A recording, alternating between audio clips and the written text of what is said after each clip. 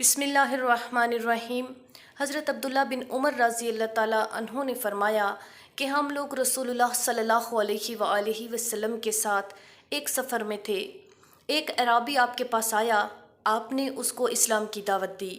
उस अराबी ने सवाल किया कि क्या आपकी नबूवत पर कोई गवाह भी है? आप सल्लल्लाहु अलैहि वसल्लम ने इरशाद फरमाया कि हाँ, ये दरख्त जो मैदान के किनारे पर है मेरी नबूवत की गवाही देगा। चुनांचे आप सल्लल्लाहु अलैहि वसल्लम ने उस दरख्त को बुलाया और वो फ़ौरन ही ज़मीन चीरता हुआ अपनी जगह से चलकर बारगाह अक़दस में हाजिर हुआ और उसने बाआवाज़ बुलंद 3 मरतबा आपकी नबूवत की गवाही दी।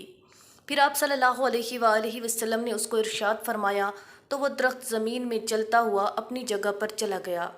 इमाम बग़वी ने इस हदीस में ये रिवायत भी तहरीर फरमाई है कि उस दरख्त ने बारगाह अक़दस में आकर अस्सलामु अलैका या रसूलुल्लाह कहा।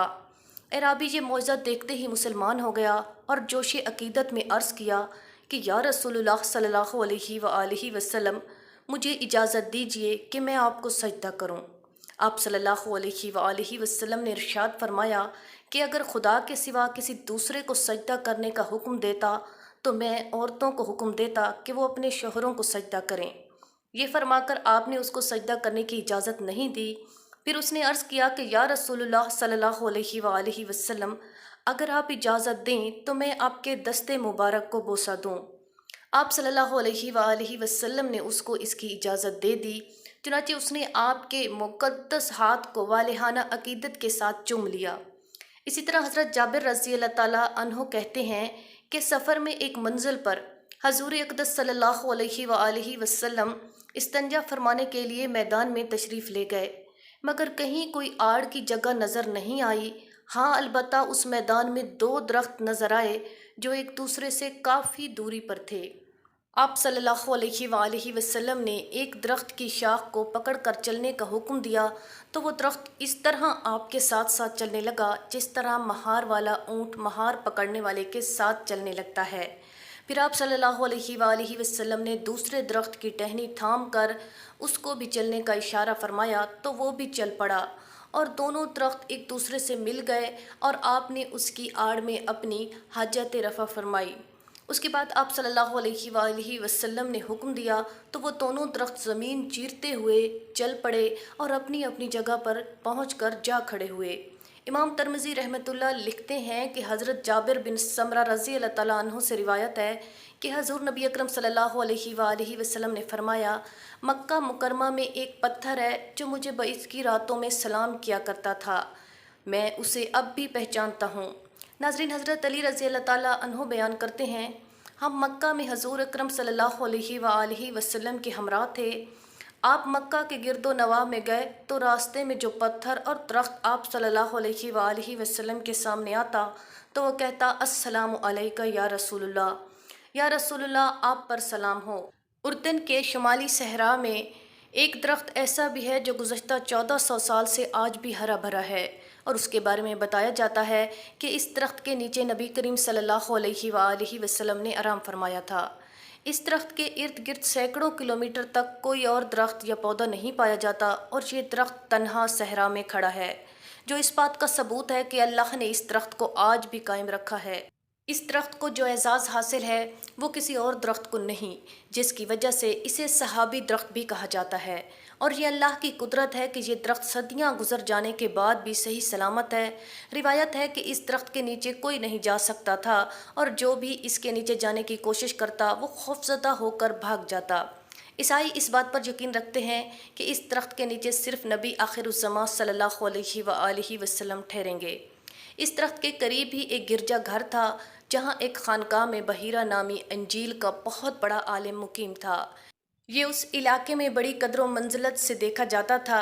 बहीरा एक गोशा नशीन शख्स था, अपनी खानकाह से बाहर नहीं निकलता था और शहर के लोगों से उसके रवाबित बिल्कुल नहीं थे। इसकी तहकीक थी कि इधर से नबी आखिरुज़्ज़मा का गुज़र होगा, चुनांचे वो यहाँ आने जाने वाले हर काफ़िले को खिड़की से बगौर देखा करता था, मगर उसे वो हस्ती नज़र ना आती जिसकी उसे तलाश थी। लेकिन एक दिन ऐसा हुआ कि एक अरब से आया हुआ काफ़िला वहाँ रुका। बहीरा ने अपनी खानकाह की खिड़की से एक हैरत अंगेज़ मंजर देखा। اس نے دیکھا کہ سامنے درخت کے نیچے ایک 12 سالہ لڑکا بیٹھا ہے۔ درخت کی شاخیں اسے دھوپ سے بچانے کے لیے اس پر جھکی جا رہی ہیں، اور جب وہ لڑکا اٹھ کر دھوپ میں گیا تو بادل کا ایک ٹکڑا اس پر سایہ فگن ہو گیا۔ سال ہاں سال کی تحقیق اور اس کے علم کے مطابق اسے اسی دن اور اسی ہستی کا انتظار تھا۔ وہ بڑی تیزی سے اپنی خانقاہ سے باہر نکلا اور قافلے میں گھس گیا۔ قافلے کے تمام لوگ اپنے اپنے کاموں میں مصروف تھے۔ بحیرہ ان لوگوں سے مخاطب ہوا، آپ لوگ خانقاہ تشریف لے چلیں، میری طرف سے آپ تمام لوگوں کی دعوت ہے اور کھانے کا اہتمام کیا گیا ہے۔ قافلے کے تمام لوگ ایک دوسرے کا منہ دیکھنے لگے، گویا نگاہیں ایک دوسرے سے پوچھ رہی تھیں کہ ہم لوگ کئی بار یہاں آئے، ٹھہرے اور چلے گئے، لیکن بحیرہ نے کبھی نہیں پوچھا آج وہ کیوں اتنا مہربان ہو رہا ہے۔ بہرحال کیا کرتے، تمام لوگوں نے اس کی دعوت قبول کی اور بحیرہ کی رہنمائی میں اس کی خانقاہ کی طرف روانہ ہو گئے۔ بحیرہ نے سب کا پرتپاک خیر مقدم کیا، بولا، بھائیو، میں چاہتا ہوں کہ آج تم سب میرے ساتھ کھانا کھاؤ اور تم میں سے کوئی بھی رہ نہ جائے۔ اہل قافلہ بولے، ہم سب تو آ گئے ہیں، ہاں ایک چھوٹا لڑکا بھی ہمارے ساتھ تھا جسے ہم وہیں درخت کے نیچے چھوڑ آئے ہیں۔ بحیرہ نے کہا، نہیں نہیں، لڑکا ہے تو کیا ہوا، اس کو بھی بلاؤ، وہ بھی یہیں ہمارے ساتھ کھانا کھائے گا۔ اس سے سب کی حیرانی اور بڑھ گئی کہ ایک تو یہ خلاف معمول دعوت اور اس پر یہ بھی اصرار کہ کوئی رہ نہ جائے۔ چنانچہ انہوں نے پوچھا، بحیرہ کیا بات ہے کہ آج آپ نے ہماری دعوت کی ہے؟ اس سے پہلے تو کبھی نہیں کرتے تھے۔ بحیرہ نے کہا، آپ لوگ مہمان ہیں، ہمارے پڑوس میں آ کر ٹھہرے ہیں، ہم پر آپ کا حق ہے، ہمیں اس کا خیال کرنا چاہیے۔ میں نے چاہا کہ آپ لوگوں کی کچھ خاطر تواضع ہو جائے، اور کیا بات ہو سکتی ہے؟ لوگوں نے کہا، باخدا ضرور کوئی اور بات ہے۔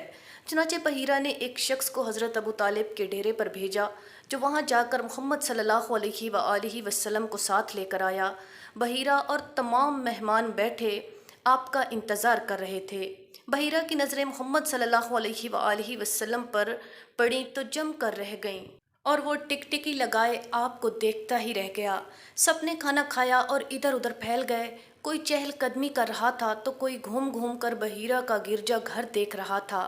حضرت ابو طالب نے آپ کے بارے میں بحیرہ کی معلومات دیکھیں تو دنگ رہ گئے، بولے، ہاں یہ میرا بھتیجا ہے۔ بحیرہ نے کہا، اور اس کا باپ؟ ابو طالب بولے، ابھی یہ ماں کے پیٹ ہی میں تھا کہ باپ کا انتقال ہو گیا۔ بحیرہ بولا، تم نے سچ کہا، تمہارا یہ بھتیجا ایک عظیم انسان ہوگا۔ اور آپ صلی اللہ علیہ وآلہ وسلم کا ہاتھ پکڑ کر بآواز بلند کہنے لگا، یہ سرکار دو عالم ہے، یہ رب العالمین کے رسول ہیں، اللہ نے انہیں رحمت للعالمین بنا کر مبعوث فرمایا ہے۔ اہل قافلہ بحیرہ کی یہ باتیں سن کر حیرت و تعجب میں ڈوب گئے۔ قافلے میں سے ایک قریشی رئیس نے پوچھا، اے محترم بزرگ، آپ کو یہ بات کیسے معلوم ہوئی؟ بحیرہ نے جواب دیا، جب آپ لوگ آ رہے تھے تو میں دیکھ رہا تھا کہ تمام درخت اور پتھر ان کے سامنے سجدہ کر رہے تھے، اور ایک بدلی ان کے سر پر سایہ کیے ہوئے تھی، اور جب قافلہ اس درخت کے نیچے برا جمع ہوا تو محمد صلی اللہ علیہ وآلہ وسلم اس جگہ تھے جہاں اس درخت کا سایہ ختم ہو جاتا ہے، تو اس درخت نے فوراً جھک کر آپ کے سر اقدس پر سایہ کر دیا۔ یہ خصوصیت صرف انبیاء کرام کو حاصل ہوتی ہیں، اس کے علاوہ میں انہیں مہر نبوت سے بھی پہچان سکتا ہوں جو ان کے دونوں کندھوں کے درمیان ہوگی۔ ضیافت سے فارغ ہو کر بحیرہ نے ابو طالب سے درخواست کی کہ تم اپنے بھتیجے کو واپس لے جاؤ، خدا کی قسم جس حد تک میں نے انہیں پہچان لیا ہے، اگر رومی یہودی انہیں دیکھیں گے تو علامات نبوت اور معجزات کی مدد سے انہیں پہچان کر ان کی جان کے پیچھے پڑ جائیں گے۔ یوں ابو طالب حضور صلی اللہ علیہ وآلہ وسلم کو لے کر قافلہ کے ہمراہ مکہ مکرمہ واپس آ گئے۔ جدید سائنس کے تجربات اور تحقیقات سے یہ بات ثابت ہو چکی ہے کہ شجر اور حجر بھی شعور رکھتے ہیں۔ موجودہ جغرافیائی حدود کے مطابق یہ درخت اردن میں موجود ہے۔ حکومت اردن نے اس کے قریب حجاز سے شام کو جانے والی اس تجارتی شاہراہ کے آثار بھی تلاش کر لیے ہیں، اور اس درخت کی ڈاکومنٹری بھی بنائی جو ناظرین انٹرنیٹ پر دیکھ سکتے ہیں۔ اس کی اہم نشانی یہ ہے کہ سینکڑوں میل تک تپتے صحرا میں اگا ہوا یہ تنہا درخت موجود ہے۔ اللہ سے دعا ہے کہ وہ ہمیں اس درخت کی زیارت کا موقع عطا فرمائے، آمین۔ ناظرین، مزید ایسی ویڈیوز کو جاننے کے لیے ہمارے چینل کو ضرور سبسکرائب کریں، ویڈیو کو لائک کریں اور شیئر کریں۔ شکریہ۔